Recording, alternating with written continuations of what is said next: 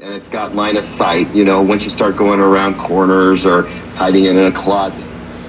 Well, the good news is the Motorola still plays. I played it for about 2.5 hours out here, and plays great. That's been about a year or more since I redid that.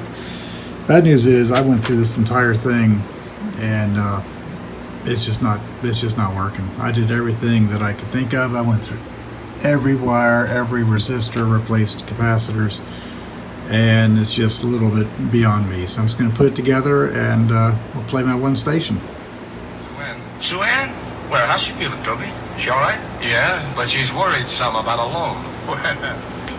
Well, it's not a complete loss. I still have my Spanish station, and I can tune in my little broadcaster playing off a tablet. So I can do old radio shows or old music.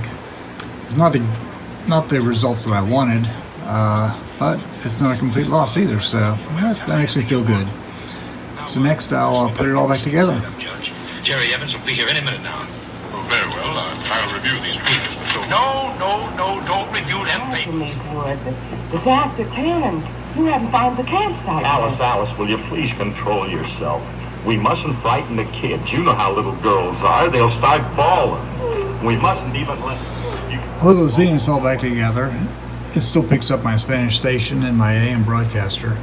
It took a better part of an hour and a half to put this little thing together.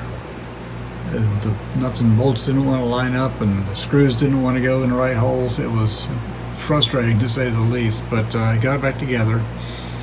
And I'm just going to have this as my example of a Zenith and put it back on the shelf and play it every once in a while.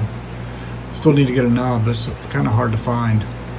But yeah, probably the next one I'll do will probably be that little 1950 GE little clock radio. But I'm going to watch some videos and study the schematic, and then I know it works, so I'm just going to do 1 or 2 capacitors at a time and test it and make sure I didn't screw up. It's the opposite of what I did with this one. I just changed everything and created a huge mess that I couldn't figure out. So I guess you learn a little bit of something from every radio.